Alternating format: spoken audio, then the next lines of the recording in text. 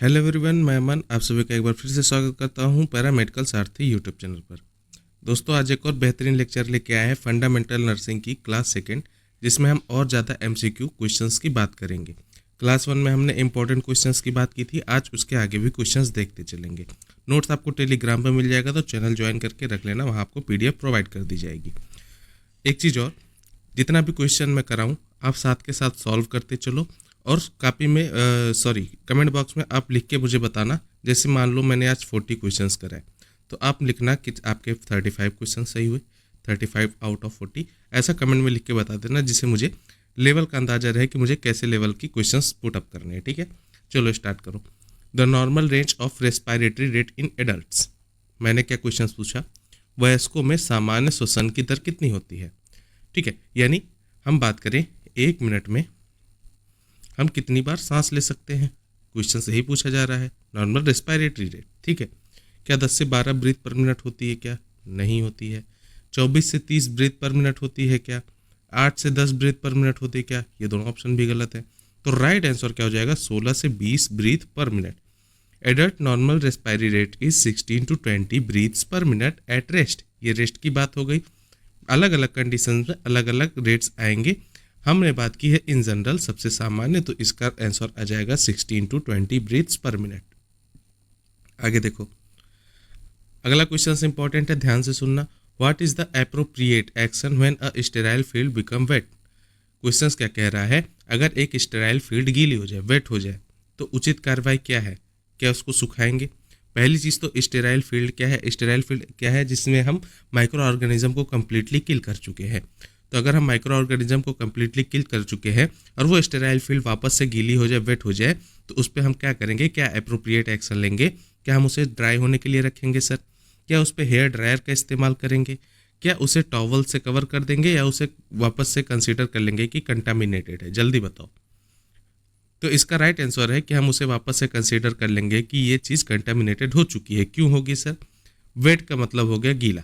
तो अगर कई सारे माइक्रो ऑर्गेनिज्म है जो वेट, जो मॉइस्ट कंडीशंस को अपॉर्चुनिटी बना के उस पर ग्रो कर जाते हैं। ठीक है, ठीक है, ये सारी चीज़ें ध्यान रखना। इसका आंसर हो जाएगा कंसीडर इट कंटामिनेटेड। क्यों, moistures can allow microorganism to travel. मैंने क्या बोला, अगर मॉइस्चर आ गया है तो माइक्रो ऑर्गेनिज्म को अलाउवेंस मिल जाएगी ट्रेवल करने के लिए, और wet field is no longer sterile. ये चीज़ ध्यान रखना, ठीक है। चलो अगला क्वेश्चन देखो। अगला क्वेश्चन है, before taking oral temperature the nurse should ensure the patient has not. Oral temperature का क्या मतलब हुआ सर, अपने माउथ से टेम्परेचर को लेना, मेजर करना। तो ओरल तापमान लेने से पहले नर्स को क्या सुनिश्चित करना चाहिए कि मरीज ने क्या किया। क्वेश्चन से पूछ रहा है कि ओरल तापमान लेने से पहले नर्स को क्या डिनोमिनेट करना चाहिए कि पेशेंट्स ने ये चीज़ कर ली होगी या नहीं की होगी। ठीक है, walk recently, slept well, consumed hot cold food और ड्रिंक, या यूरिनेटेड। तो नर्स क्या सुनिश्चित करेगी, क्या इंश्योर करेगी, अगर उसको ओरल टेम्परेचर लेना हो तो वॉक रिसेंटली से उसके ओरल टेम्परेचर लेने से कोई मतलब नहीं है। स्लेप्ट वेल, सोने से भी और ओरल टेम्परेचर में कोई मतलब नहीं है। यूरिनेटेड हो या ना हो, ओरल टेम्परेचर में उसका कोई रोल नहीं है। तो राइट आंसर क्या हो जाएगा, कंज्यूम्ड हॉट या कोल्ड फूड आफ्टर और ड्रिंक्स। अब हमको क्या लेना है, ओरल टेम्परेचर लेना है। ठीक है सर, माउथ से टेम्परेचर लेना है। तो अगर हम गर्म चाय पी लेंगे तो क्या माउथ का टेम्परेचर बढ़ जाएगा, लिटिल बिट, ज़्यादा नहीं बढ़ेगा पर थोड़ा बहुत बढ़ेगा क्या। तो क्या एग्जैक्ट टेम्परेचर मिल पाएगा, क्या नहीं मिल पाएगा। तो बिल्कुल नर्स को ये सुनिश्चित करना चाहिए कि मरीज ने कंज्यूम ना किया हो हॉट या कोल्ड फूड या ड्रिंक्स। ठीक है, ये चीज़ ध्यान रखना। हॉट या cold intake can affect oral temperature reading. Wait at least 15 to 30 minute. अगर उसने ये ले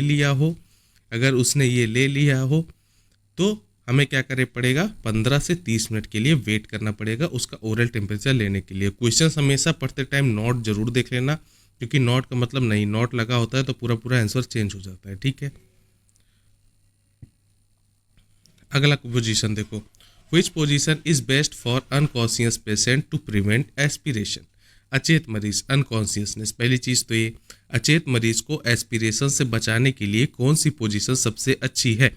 मैं पिछले क्लास में बताया था, इस क्लास में बता रहा हूँ, पोजीशन से क्वेश्चंस जरूर बनते हैं, पोजीशंस जरूर ध्यान रखना किस चीज़ के लिए कौन सा पोजीशन बेस्ट है।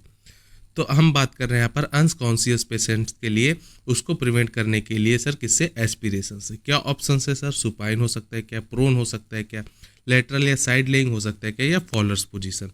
तो सुपाइन पोजीशन तो सर्जरी में इस्तेमाल करते हैं, फॉलर पोजीशन, प्रोन पोजीशन मैंने कल बता दी। इसके लिए एस्पिरेशन से बचाने के लिए हम कौन सी पोजीशन का इस्तेमाल करते हैं, हम साइड लेइंग या लेटरल पोजीशन का इस्तेमाल करते हैं।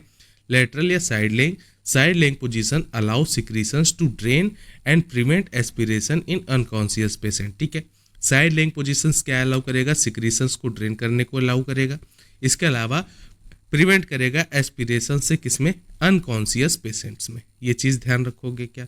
चलो आगे बढ़ जाओ।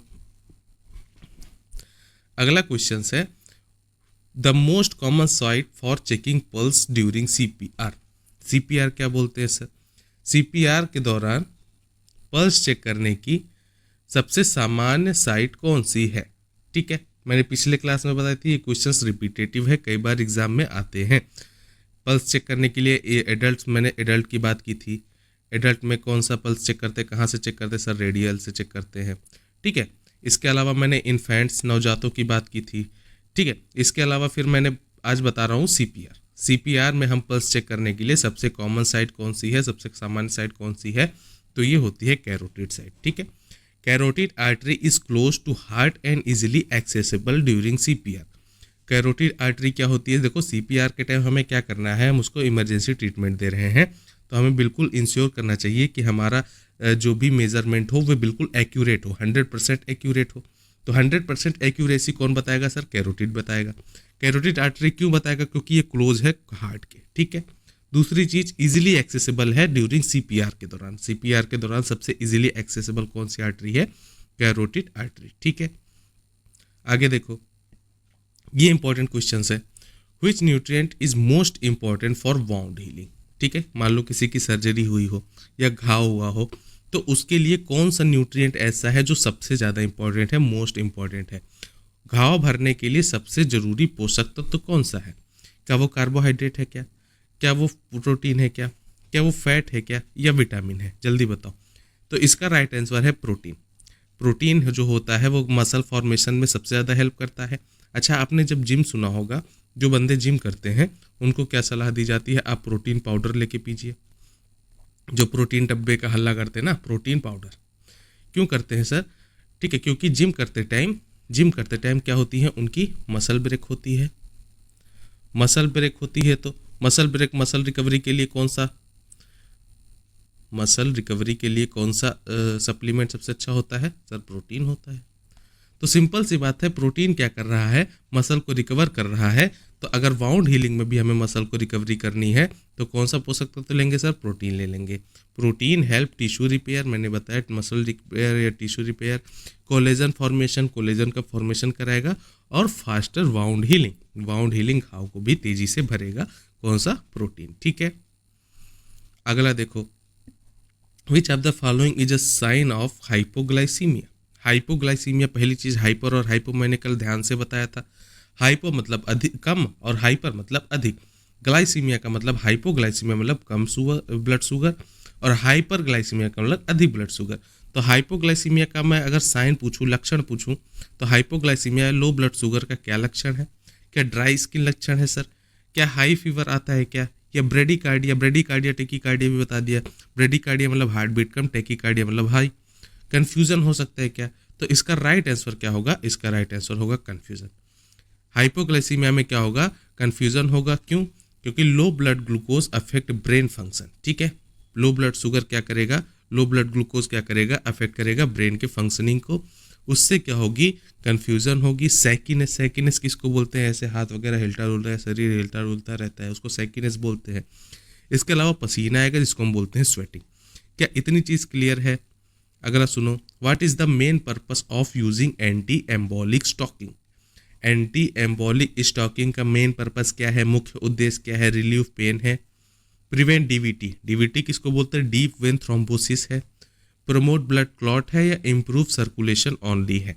तो एंटी एम्बोलिक स्टॉकिंग्स जो होती हैं, इनका मेन पर्पस की अगर हम बात करें तो इनका मेन पर्पस पेन रिलीफ करना बिल्कुल नहीं है। Promote blood clot, blood clotting से नहीं प्रमोट करेंगे। इम्प्रूव सर्कुलेशन, ओनली वर्ड आते ही सतर्क हो जाना, केवल सर्कुलेशन बढ़ाना इसका काम नहीं है। प्रिवेंट डीवीटी, डीवीटी किसको बोलते हैं? Deep vein thrombosis. तो एंटी एम्बोलिक स्टॉकिंग जो होती है वो प्रिवेंट करती है डीप वेन थ्रोम्बोसिस से, याद रखना, ठीक है। These stockings prevent blood stasis in legs and reduce clot formation leak।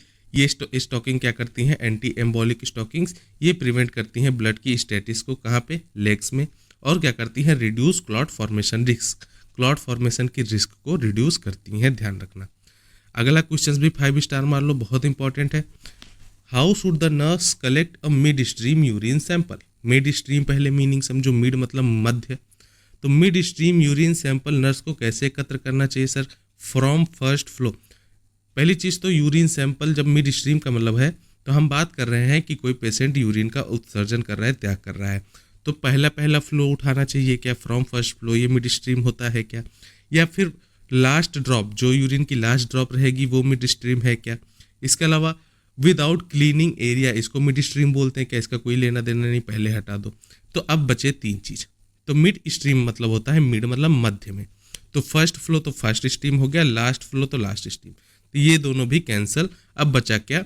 After initial voiding is discarded. जो पहली वॉइड आएगी जिसको हम फर्स्ट फ्लो बोलते हैं उसको हम डिस्कार्ड करके जो मिड वाला फ्लो रहेगा उसको हम बोलते हैं मिड स्ट्रीम यूरिन सैंपल। तो मिड स्ट्रीम यूरिन सैंपल को कैसे कलेक्ट करना चाहिए? After initial voiding is discarded, ये चीज़ ध्यान रखना।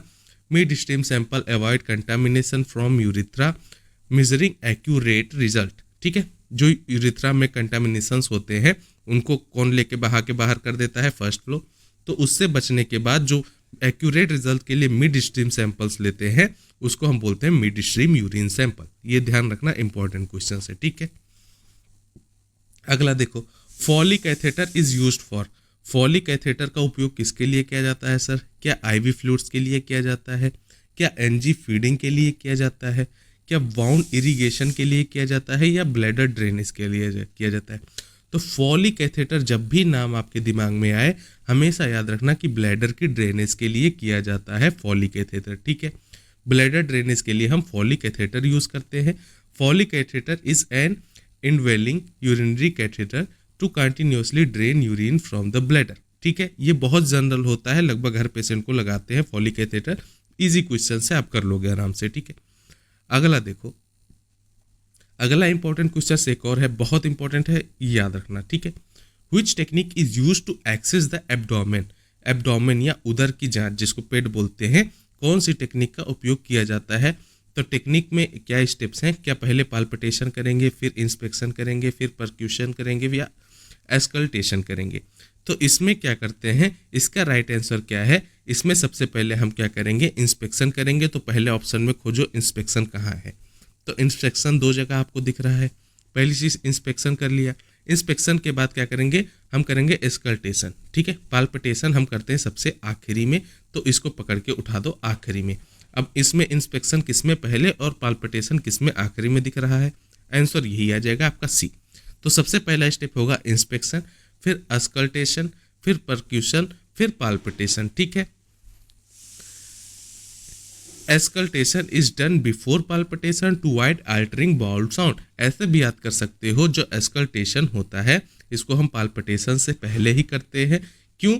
क्योंकि इससे अवॉइड कर सकते हैं अल्टरिंग बाउल साउंड, जो आपकी पेट की साउंड्स आती हैं, बाउल साउंड्स आती हैं, उनको अल्टरिंग से बचा सकते हैं, ठीक है। ये चीज़ ध्यान रखना। For a client having seizure the nurse should, दौरा जिसको सीजर बोलते हैं, दौरे वाले मरीज के लिए नर्स को क्या करना चाहिए? क्या उसके टंग पर ब्लेड इंसर्ट करना चाहिए? रीस्ट्रेन the patient, stay with the patient and protect from injury, या लीव द पेशेंट एलोन? अब एक बात बताओ, जो नर्स है क्या वो पेशेंट को अकेला छोड़ देगी क्या? कभी नहीं। क्या उसके जीभ पर ब्लेड रख देगी क्या? नहीं। रीस्ट्रेन द पेशेंट, ये भी ऑप्शन गलत है। तो क्या आंसर आएगा? Stay the patient. अगर उसे दौरा है तो सिंपल सी बात है, पेशेंट के साथ स्टे करना पड़ेगा और प्रोटेक्ट करना पड़ेगा इंजरी से। तो इसका राइट आंसर क्या हो जाएगा सर? सी हो जाएगा। इतनी चीज क्लियर है। Stay with the patient and protect from injury, क्यों? Patient safety is priority, patient की सेफ्टी क्या है, प्रियोरिटी है। Restraints and forceful action can cause harm, restrain या फोर्सफुल एक्शन जो होते हैं, जो मैंने बताया रीस्ट्रेन द पेशेंट, ये ऑप्शन गलत है। ये क्या कॉज कर सकता है, पेशेंट को हार्म कॉज कर सकता है, पेशेंट को हार्म नुकसान हो सकता है, ठीक है। अगला देखो, which nursing intervention prevents food drop in bed ridden patient, ठीक है, बहुत इंपॉर्टेंट क्वेश्चन है, ध्यान से सुनो। बेड पर पड़े मरीजों में फूड ड्रॉप रोकने के लिए कौन सी नर्सिंग क्रिया की जाती है। फूड ड्रॉप रोकना, और कहाँ पर, जो बेड रिडन पेशेंट्स हैं, बेड पे पड़े मरीज हैं, उनमें कौन सी नर्सिंग क्रिया करेंगे, कौन सी नर्सिंग इंटरवेंशन करेंगे कि उसमें फूड ड्रॉप रुक जाए, ठीक है। क्वेश्चन क्या पूछ रहा है, समझ में आया। तो पहला option use of foot board, पहले तो ऑप्शन सही हो गया, ठीक है, फुट ड्रॉप से फुट बोर्ड मैच कर लिया, सही, ठीक है। इसके अलावा और ऑप्शंस देख लेते हैं। एलिवेटिंग हेड ऑप्शन गलत है। यूज ऑफ हॉट कंप्रेस, ये भी ऑप्शन गलत है। गिविंग बैक मसाज, यार फुट में उसकी दिक्कत हो रही है तो बैक मसाज क्यों करेंगे, तो ये भी ऑप्शन गलत है। तो इसका राइट आंसर हो जाएगा कि फुट बोर्ड का इस्तेमाल करेंगे प्रिवेंट करने के लिए foot drop in bed ridden patients, ठीक है। बेड में बड़े मरीजों को फुट ड्रॉप रोकने के लिए हम फुट बोर्ड का इस्तेमाल करेंगे, ये चीज़ क्लियर है। Foot board prevents plantar flexion and maintains normal foot position, foot board क्या करता है, प्लांटर फ्लेक्शन को प्रिवेंट करता है, इसके अलावा नॉर्मल फुट पोजीशंस को मेंटेन या बनाए रखता है, ये चीज़ क्लियर है। अगला क्वेश्चन एक और हाइपोक्सिया का इंपॉर्टेंट क्वेश्चन है। हाइपोक्सिया, पहले वर्डिंग समझो क्या होती है हाइपोक्सिया। मैंने हमेशा बताया हाइपो का मतलब कम और हाइपर का मतलब ज़्यादा, तो हाइपो आपने अलग कर दिया, तो हाइपो का मतलब कम, और ऑक्सिया, ऑक्सिया मतलब ऑक्सीजन, तो हाइपोक्सिया कंडीशन किसको बोलते हैं, ऑक्सीजन की कमी को बोलते हैं। तो हाइपोक्सिया या ऑक्सीजन की कमी का प्रारंभिक लक्षण कौन सा है, इनिशियल स्टेज का है, अर्ली साइन क्या है हाइपोक्सिया का। इसके अलावा अब चलो ऑप्शंस पे आओ, ऑप्शंस पे आओ। साइनोसिस है क्या, साइनोसिस है क्या, नहीं। ब्रेडिकार्डिया हाइपोक्सिया का लक्षण है क्या, नहीं। कोमा हाइपोक्सिया का प्रारंभिक है, ये सारे लक्षण हैं, लेकिन प्रारंभिक इनिशियल अर्ली साइन मैंने पूछा है, तो अर्ली से तो बहुत लेटर साइंस हो गए, काफ़ी लेट में आएंगे, ठीक है। तो अर्ली साइंस जो हो जाएगी वो हो जाएगी रेस्टलेसनेस। रेस्टलेसनेस से क्या है सर, अर्ली हाइपोक्सिया क्या इफेक्ट करता है, ब्रेन को। ब्रेन क्या है, हमारा शरीर का सबसे इंपॉर्टेंट है। अब उसको, ब्रेन को अगर ऑक्सीजन की कमी महसूस हुई, ब्रेन को ही ऑक्सीजन नहीं पहुंचेगा, तो वो क्या पूरे शरीर को चला पाएगा क्या ठीक से, नहीं। तो उसकी वजह से क्या होगी, एंजाइटी होगी, घबराहट होगी और रेस्टलेसनेस कंडीशन आ जाएगी, ये चीज़ ध्यान रखना हाइपोक्सिया, अर्ली हाइपोक्सिया के लिए। क्वेश्चंस अच्छे से पढ़ते चलो कि पूछा क्या है, अर्ली साइन पूछा है, ऑप्शन तो ये भी सही है, लेकिन अगर अर्ली साइन पूछा है तो अर्ली साइन के लिए हम रेस्टलेसनेस ही आंसर लगाएंगे, ठीक है। अगला सुनो, which route of drug administration is fastest, बहुत इंपॉर्टेंट क्वेश्चन है, ये चीज़ ध्यान रखना, ये जनरल भी पूछे जाते हैं, ठीक है। दवा देने का सबसे तेज तरीका कौन सा है, अगर मान लो किसी पेशेंट को इमरजेंसी पिल्स देनी हो, दवाई देनी हो, तो सबसे फास्टेस्ट रूट कौन सा है, ये आता है रूट ऑफ ड्रग एडमिनिस्ट्रेशन में, ठीक है। रूट ऑफ ड्रग एडमिनिस्ट्रेशन, ये चैप्टर भी मैंने पढ़ा रखा है डिटेल में, ठीक है, अपने चैनल पे देख सकते हो आप। तो which route of drug administration is fastest, कौन सा रूट ड्रग एडमिनिस्ट्रेशन का सबसे तेज होता है, क्या ओरल रूट सबसे तेज होता है क्या, नहीं, ऑप्शन गलत है, ओरल रूट स्लो होता है। सबक्यूटेनियस, सबक्यूटेनियस क्या है, अपने स्किन में, स्किन के नीचे एक फैट की लेयर पाई जाती है, सबको सबक्यूटेनियस लेयर बोलते हैं, तो वो सबसे फास्टेस्ट है क्या, नहीं है, ऑप्शन भी गलत। इंट्रामस्कुलर आईएम बोलते हैं, तो हम मसल में लगा रहे हैं, तो ये फास्टेस्ट है क्या, नहीं। तो सबसे फास्टेस्ट क्या है, इंट्रावेनस, हम किस में लगा दें सर, वेन में लगा दें, अगर वेन में अगर हम ड्रग दे दें तो फास्टेस्ट हो जाएगा, क्यों, क्योंकि वेन में होती हैं ब्लड होती हैं, तो ब्लड आपके पूरे शरीर के अंगों तक ऑक्सीजन पहुंचाने का काम करती हैं। तो अगर ब्लड के मेन ब्लड स्ट्रीम में अगर पिल्स पहुंच गई या दवाइयाँ पहुंच गई आईवी थ्रू, तो उससे क्या होगा, पूरे शरीर में आपके जहाँ भी फास्टेस्ट रूट में ड्रग पहुंचाना होगा वो पहुंच जाएगा, ठीक है। IV route deliver drug directly to the bloodstream for immediate effect, ठीक है, ये चीज़ ध्यान रखना। अगला क्वेश्चन सुनो, अगला क्वेश्चन इजी है पर गलत करते हैं बच्चे, ठीक है। Which situation should hand hygiene be perform, निम्न में से किस स्थिति में हाथ धोना अनिवार्य है।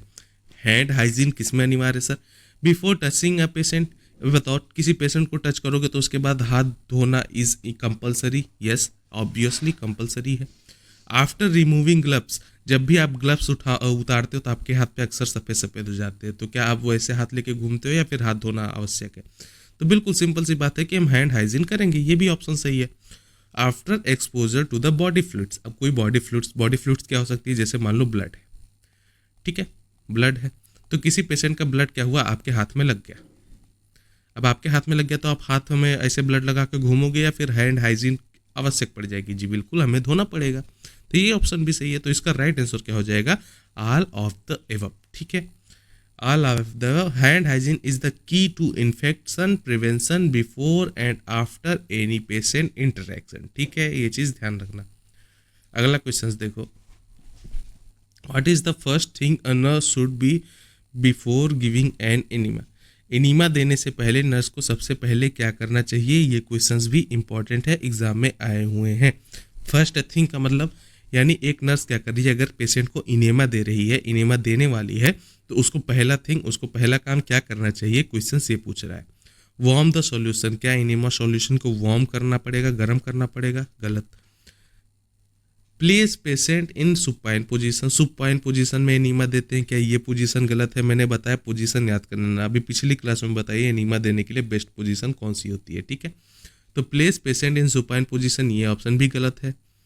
लुब्रिकेट द ट्यूब, ट्यूब को लुब्रिकेट करना पड़ेगा क्या? ये ऑप्शन भी गलत है। तो एक्सप्लेन द प्रोसीजर, ये ऑप्शन सही है, ठीक है। एनीमा देने से पहले क्या करना पड़ेगा, पेशेंट को पूरा प्रोसीजर अच्छे से एक्सप्लेन करना पड़ेगा, समझाना पड़ेगा। Explaining procedure reduce anxiety and gains patient cooperation, procedure क्या करेगा, एक्सप्लेन करने से एंजाइटी को क्या करेगा, रिड्यूस कर देगा और गेन करेगा पेशेंट में कोऑपरेशन, पेशेंट अच्छे से कोऑपरेट करेगा। ये चीज़ अच्छे से क्लियर है। आगे सुनो, which condition requires airborne precaution? Airborne precaution क्या होता है सर? किस स्थिति में एयरबॉर्न प्रिकॉशन की आवश्यकता पड़ती है? मैंने पिछले ही क्लास में बताई थी कि क्या ड्रॉपलेट इन्फेक्शंस होते हैं, एयरबॉर्न इन्फेक्शन क्या होते हैं। तो एयरबॉर्न ट्रांसमिशन क्या होता है, ऐसे जीवाणु या बैक्टीरिया का इन्फेक्शन जो आपसे हवा में फैल जाए, ठीक है, उसको बोलते हैं एयरबॉर्न इन्फेक्शन। तो एयरबॉर्न किस में हो सकता है? एचआईवी एयरबॉर्न है क्या? नहीं। एमआरएसए एयरबॉर्न है क्या? नहीं। हेपेटाइटिस भी एयरबॉर्न है क्या? नहीं। तो इसका राइट आंसर हो जाएगा ट्यूबरकुलोसिस। ट्यूबरकुलोसिस जो होता है किससे होता है? माइकोबैक्टीरियम ट्यूबरकुलोसिस से। माइकोबैक्टीरियम ट्यूबरकुलोसिस, ये क्या है सर? ये होता है बैसिलाई। कैसा bacilli sir? Acid fast bacilli. तो ये एक बैक्टीरिया है, इससे क्या होता है, एयरबॉर्न डिजीज होती है जिसको हम बोलते हैं ट्यूबरकुलोसिस। टीबी तपेदिक जिसको हम बोलते हैं क्षय रोग, ठीक है, ये चीज़ें याद रखना। टीबी स्प्रेड्स विया एयरबॉर्न रूट, नीड N95, हाँ बचाव के लिए N95 मास्क यूज़ कर सकते हैं। इसके अलावा निगेटिव प्रेशर रूम रखते हैं जहाँ भी हम ट्यूबरकुलोसिस की एग्जामिनेशन करते हैं। अगला क्वेश्चन देखो, which of the following is considered a close drainage system? निम्न में से कौन सा एक बंद ड्रेनेज सिस्टम, बंद मतलब क्लोज ड्रेनेज सिस्टम किसे माना जाता है सर? पेनरोज ड्रेन है क्या क्लोज ड्रेनेज सिस्टम? हीमोवैक है क्या, या ओपन ड्रेन बैग है क्या, या गॉस पैकेजिंग है क्या? तो क्लोज ड्रेनेज सिस्टम का अगर मैं एग्जांपल बताऊं, याद रखना इंपॉर्टेंट क्वेश्चन है, तो हीमोवैक होता है, ठीक है। Hemovac is a close suction system that prevents infection, ठीक है। हीमोवैक क्या होता है? क्लोज सक्शन सेक्शन होता है जो क्या करता है, प्रिवेंट करता है इन्फेक्शन से। इतनी चीज क्लियर है। अगला चीज देखो, अगला क्वेश्चन बहुत इंपॉर्टेंट है, बहुत इन जनरल क्वेश्चन है और कई बार ये स्टेप्स आए हुए हैं। The 5 step of nursing process, ये PYQ है, ये अक्सर आपको एग्जाम्स में देखने को मिलता है सरकारी एग्जाम में, ठीक है। The 5 step of nursing process, nursing प्रक्रिया के 5 चरण कौन से हैं, 5 स्टेप्स कौन से हैं, ठीक है। आपने एक नाम सुना होगा, इसका मैं ट्रिक बता देता हूँ, क्यूटी पाई, ऐसा कुछ नाम आपने सुना होगा। अब इसको एक्सचेंज करके आप क्या कर दो, पढ़ाई के हिसाब से AD पाई, ये चीज धर लिया, AD पाई। अब मैच करो sir, A for assess, D for diagnosis, P for plan, I for implement और E फॉर इवेलुएट। क्या ये चीज क्लियर हो गया? AD पाई आपने याद कर लिया तो 5 स्टेप्स ऑफ नर्सिंग प्रोसेस का नाम याद हो गया sir. A for assess, D for diagnose, P for plan, I for implantation और E फॉर इवोल्यूएट। तो ADPI आपने याद कर लिया तो नर्सिंग के 5 स्टेप्स आपको याद हो जाएंगे। इंपॉर्टेंट क्वेश्चन है, एग्जाम में अक्सर पूछे जाते हैं। This is the correct order of systematic nursing care, ये चीज ध्यान रखना है। विच of the following is subjective data. Subjective data क्या है सर?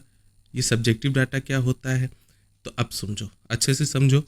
पल्स जो होती है वो 90 BPM है, ये सब्जेक्टिव डाटा है क्या? BP 110 से 70 mmHg है, ये भी सब्जेक्टिव डाटा है क्या? टेम्परेचर 100 डिग्री फ़ारेनहाइट है, ये सब्जेक्टिव डाटा है क्या? या पेशेंट सेज आई फील डिजी, ये अब सब्जेक्टिव डाटा है। तो अब मुझे एक चीज़ बताओ, अगर आपको मान लो सब्जेक्टिव डाटा नहीं आ रहा हो एग्जाम में, तो ये क्वेश्चन आप बहुत इजीली कर सकते हो सर। कैसे? आप मैच करो, पल्स की बात हो गई, BP की बात हो गई या टेम्परेचर की बात हो गई, ये वैल्यूएबल क्वेश्चन हैं, ये वैल्यू बता रहे हैं तीनों ऑप्शन। तो इनमें से ऑप्शन तो सही होने से रहा, बचा ऑप्शन ये, बचा ऑप्शन है जिसमें पेशेंट कुछ कह रहा है। ये ऑप्शन इन तीनों से अलग है, इसलिए आप एलिमिनेट करके ये ऑप्शन आंसर लगा दोगे। अब बात करें समझने की, तो राइट आंसर हो जाएगा, पेशेंट बोलेगा अगर मैं फील कर रहा हूँ डिजी, मैं डिजीनेस फील कर रहा हूँ, तो ये सब्जेक्टिव डाटा है। सब्जेक्टिव डाटा क्या होता है? Subjective data is what the patient feels and report. Subjective data वो डाटा होती है जो पेशेंट फील करता है और रिपोर्ट करता है। तो फील, ये टेम्परेचर हो गया, ये BP हो गई, पल्स हो गई, ये पेशेंट थोड़ी फील करेगा, ये तो आपको मॉनिटर में दिखता रहेगा, ये लेना नर्सेस का काम है। लेकिन पेशेंट क्या फील कर रहा है? अगर वो बोल रहा कि मैं डिजीनेस फील कर रहा हूँ, तो ये पेशेंट फील कर रहा है, ये पेशेंट ने फील किया और रिपोर्ट किया, तो इसको हम बोलेंगे सब्जेक्टिव डाटा। ये चीज़ आपको क्लियर है? चलो आगे बढ़ जाओ। ऐसे क्वेश्चंस आते हैं भाई एग्जाम में, ये चीज़ ध्यान रखना। जैसे ये देख लो, which of the following in an example of non verbal communication. निम्न में से कौन सा गैर मौखिक नॉन वर्बल संप्रेषण का उदाहरण है? कौन सा नॉन वर्बल कंप्रेशन का उदाहरण है, संप्रेषण का उदाहरण है सर? राइटिंग ए नोट, ये नॉन वर्बल है क्या? Calling the nurse, nodding the head या टेकिंग द फोन। ठीक है, टॉकिंग ऑन फोन। हम बात कर रहे हैं गैर मौखिक नॉन वर्बल। नॉन वर्बल मतलब हमको बोलना नहीं है, मौखिक या वर्बल बात नहीं करनी। तो कॉलिंग द नर्स ऑप्शन हट गया, टॉकिंग ऑन फोन ऑप्शन हट गया। अब क्या बचा सर? राइटिंग अ नोट, क्या नोट लिखना, और नोडिंग द हेड। इनमें से नॉन वर्बल कौन सा है? तो राइट आंसर हो जाएगा नोडिंग द हेड, यानी सिर हिलाकर सहमति प्रकट करना। ठीक है, ये हो जाएगा नॉन वर्बल कम्युनिकेशन का एग्जाम्पल। ठीक है sir. Non verbal communication involves gestures, body language, facial expression. Non verbal communication में क्या हो सकता है सर? गेस्चर्स इन्वॉल्व हो सकते हैं, बॉडी लैंग्वेज इन्वॉल्व हो सकती है, और साथ के साथ फेशियल एक्सप्रेशंस कैसे हैं? तो फेशियल एक्सप्रेशंस इन्वॉल्व हो सकते हैं। अब राइट नोट में ना कोई गेस्चर्स है, ना बॉडी लैंग्वेज है, ना कोई फेशियल एक्सप्रेशन है। एक्सप्रेशंस किस में हो रहे हैं सर? इसमें हो रहे हैं नोडिंग द हेड में। ठीक है, ये चीज़ क्लियर। अगला देखो, nurse record all the nursing care provided in. Nurse क्या करेगी? नर्स के रिकॉर्ड जो होते हैं वो ऑल द नर्सिंग केयर किस में प्रोवाइड होते हैं? नर्स द्वारा दी गई सभी देखभाल को किस में लिखा जाता है सर? तो मेडिकेशन चार्ट में नर्स द्वारा देखभाल लिखेंगे क्या? नहीं, इसमें दवाइयाँ लिखते हैं। एडमिशन स्लिप में पेशेंट की डिटेल लिखते हैं। हमने क्या पूछा? नर्स द्वारा दी गई देखभाल, जो नर्स ने केयर किया उसको किस में लिखेंगे? डिस्चार्ज समरी में लिखेंगे क्या? ये भी ऑप्शन गलत। इसमें डिस्चार्ज समरी में हम कहाँ उसकी केयर थोड़ी लिखेंगे। हम इसका राइट आंसर लगाएंगे नर्सेज नोट्स। जो नर्सेज नोट्स होते हैं, it is a legal document, ये लीगल डॉक्यूमेंट होता है for on going patient care record, on going patient care record को लिखने के लिए। ये चीज़ क्लियर है। नेक्स्ट क्वेश्चन देखो, question number 55, the ethical principle of doing good. भलाई करना, ये किस नैतिक सिद्धांत से संबंधित है? भलाई करना या डूइंग गुड, ये इथिकल प्रिंसिपल किससे संबंधित है? ये ऑटोनॉमी से संबंधित है क्या? ये नॉन मेलिफियंस से संबंधित है क्या? या वेरासिटी से संबंधित है क्या? या बेनिफिसेंस से संबंधित है? तो इसका राइट आंसर क्या हो जाएगा? बेनिफिसेंस। ठीक है, बेनिफिसेंस क्या होता है sir? Beneficence means promoting the well being of the patient. Beneficence का क्या मतलब होता है? प्रमोट करना, किसको? Well being of the patients. ये चीज़ ध्यान रखना, इसको हम बोलते हैं भलाई करना या डूइंग गुड। ये चीज़ अच्छे से पढ़ लेना। अगला क्वेश्चन देखो, what's the nurse role during inform consent. नर्स का रोल क्या होता है during inform consent? Inform consent के दौरान नर्स की भूमिका क्या होती है? एक्सप्लेन सर्जिकल प्रोसीजर, ये काम डॉक्टर का होता है, नर्स का नहीं है, ऑप्शन गलत। Sign the form for patient, inform consent में हम साइन कराते हैं फॉर्म पे पेशेंट का, ये नर्स कराती है क्या? नहीं है, ऑप्शन गलत है। Make decision for the patient, decision क्या पेशेंट का नर्स लेती है? नहीं, डॉक्टर लेते हैं। Act as a witness only, क्या विटनेस ओनली का एक्ट करते हैं नर्स ड्यूरिंग इन्फॉर्म कंसेंट? तो ये ऑप्शन राइट है, act as a witness only, ठीक है। Only the doctor explain, doctor explain करेगा, नर्स वेरीफाई पेशेंट करेगी, नर्स क्या करेगी? वेरीफाई करेगी पेशेंट के सिग्नेचर को and act as a witness, ठीक है, विटनेस के तौर पर एक्ट करेगी। अगला क्वेश्चन देखो, what is the best method of communication with hearing impaired patient, सुनने में कठिनाई वाले मरीजों से संवाद का सबसे अच्छा तरीका क्या है? ऐसे पेशेंट जो हियरिंग इम्पेयर्ड हैं, जिनको सुनने में कठिनाई होती है, जो कम सुनते हैं, ठीक है, उनमें संवाद का बेस्ट तरीका क्या है? उनसे अगर हमें बातचीत करना हो तो सबसे बेस्ट तरीका स्पीड लाउडली, सुन तो लेंगे पर हॉस्पिटल में ये चीज़ अच्छा का है क्या?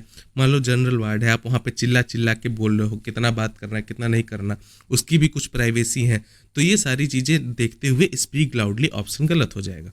साउट नियर द ईयर, क्या उसके कान के पास चिल्लाओगे क्या? बिल्कुल गलत ऑप्शन है। Use sign language only, sign language केवल बताओगे क्या? यार को सुनने में थोड़ी बहुत दिक्कत है, वैसा तो है नहीं गूंगा बहरा है कि उसके लिए साइन लैंग्वेज यूज करो, तो ये ऑप्शन भी गलत। तो राइट आंसर क्या हो जाएगा? Use written communication, written communication के साथ उससे संवाद करना चाहिए, उससे कम्युनिकेट करना चाहिए। देखो, use written communication, written is clear, writing in clear and ensure accurate message delivery, जो भी तुम्हें मैसेज देना हो, जो भी उसे बात बतानी है, उसको क्लियर भाषा में लिख लो और इंश्योर करो कि वो समझ गया हो, इतनी चीज क्लियर है। अगला क्वेश्चन देखो, when delegating a task to nursing assistant the nurse should, जब कोई कार्य सहायक नर्स को सौंपा जाता है तो नर्स को क्या करना चाहिए? जब भी कोई कार्य सहायक नर्स, नर्सिंग असिस्टेंट, क्वेश्चंस पढ़ते ही ध्यान रख लेना, नर्सिंग असिस्टेंट या सहायक नर्स को जब भी कोई कार्य सौंपा जाता है तो उसको क्या करना चाहिए? उसको वार्ड छोड़ के भाग जाना चाहिए, लीव द वार्ड, गलत ऑप्शन। सिंपल, एक एक चीज ध्यान से बिल्कुल समझते चलो कि ये ऑप्शन कैसे हम एलिमिनेट कर सकते हैं, ये भी चीज सीखना एक बहुत अच्छी कला होती है, ठीक है। आगे देखो, do the task her self, सब कुछ उसको अपना ही करना चाहिए क्या? ये भी ऑप्शन गलत है। Assume it will be done, उसको खुद सोचना चाहिए बैठे बैठे कि हाँ ये चीज़ अपने आप हो जाएगा, ये भी ऑप्शन गलत है यार। तो सिंपल क्या बचा? Supervise and provide feedback, supervise करना चाहिए और प्रोवाइड करना चाहिए फीडबैक को, इतनी चीज़ क्लियर है। Delegation must include responsibility and supervision, ठीक है, जो भी अगर स्टाफ है उसको क्या मस्ट इंक्लूड करना चाहिए, रिस्पॉन्सिबिलिटी को अपनी और सुपरविजन को, ठीक है। अगला क्वेश्चन देखो, अगला है soap format. Soap format in nursing documentation, nursing documentation के अंदर जो सोप फॉर्मेट है वो किसके लिए स्टैंड करता है? ओवरऑल हम क्वेश्चन पूछ रहे हैं कि सोप का फुल फॉर्म बता दो। तो सोप मतलब होता है S for subjective, S for subjective, ध्यान से सुनते चलो, subjective, S for subjective, O for objective,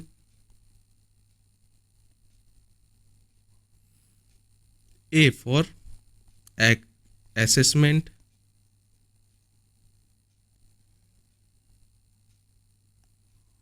और पी फॉर प्लान।